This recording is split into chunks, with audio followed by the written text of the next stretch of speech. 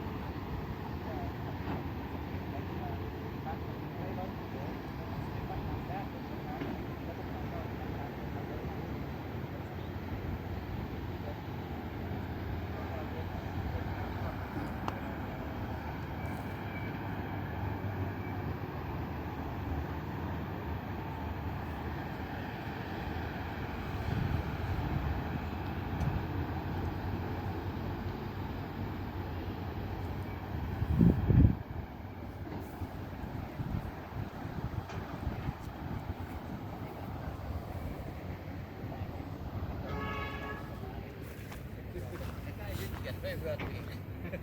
เพื่อตัวเองเรานั่งเปิดบริษัทเราแล้วก็ไปเจออะไรอยู่ต่าง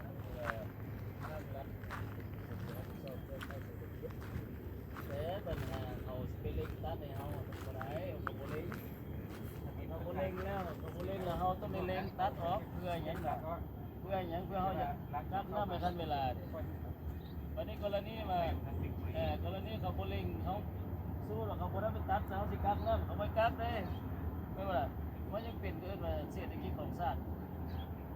อันนี้ชาติพวกมาเขาเอาเด็กเอกชนก็เลยไปตัดให้วันนี้เขามาเขาได้ตัดจังเลยเขาไปกัดได้นะไปกัดอะไรเป็นทีเล่แหละของการทำขายไปวันนี้เขาไปกัดสัญญาเขาบอกปล่อยไปเมื่อไหร่ก็เลยปล่อยไปก็ปั๊บไปเลยชั่วโมงละเมื่อละจะมอบให้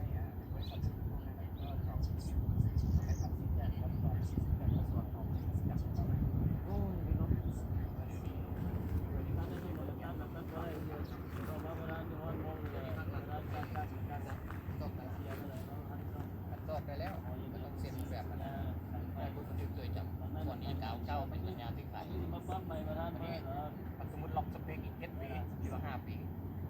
ไม่จะต้น อันนี้จะมาดีเลยทางบริษัทจะมีความเสี่ยงก็ดีเลยเป็นไหวกะเลยเวลาการเราเพิ่ม ให้รัฐบาลออกเราเป็นอันเดอร์เทกิ้งเดอร์เราเป็นไปดำน้ำ ประกันไหนดังไหนจะต้องทันบางคนทันเป็นรัฐบาลต้องรับผิดชอบในส่วนที่ถึงความใหม่จะเห็นโครงการนั้นขอเราผู้ซื้อแต่จะเอาตัวนั่นแหละเอกสารนั่นแหละมาจับทุกๆกันที่มันดีเลยกระแหน่งงานไหนดีเลยแปลว่ามีปัญหารัฐบาลเป็นบอกพวกหัวหน้ารัฐบาลผู้คำใหม่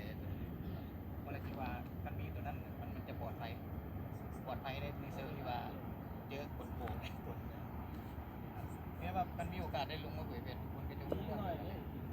เพราะว่าเจ้าเป็นไหนก็ตอบแค่นั้นเดียวกัน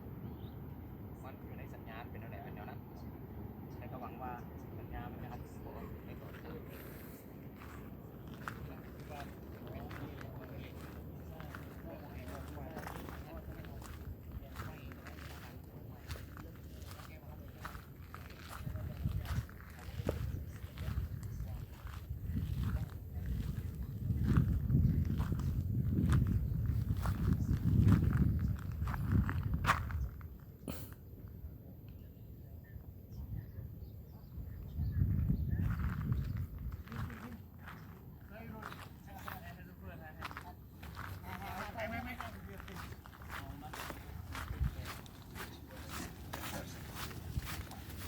ได้คุณ ม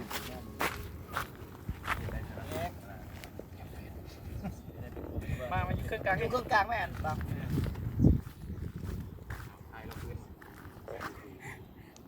ผู้ใดมาไทย 1 2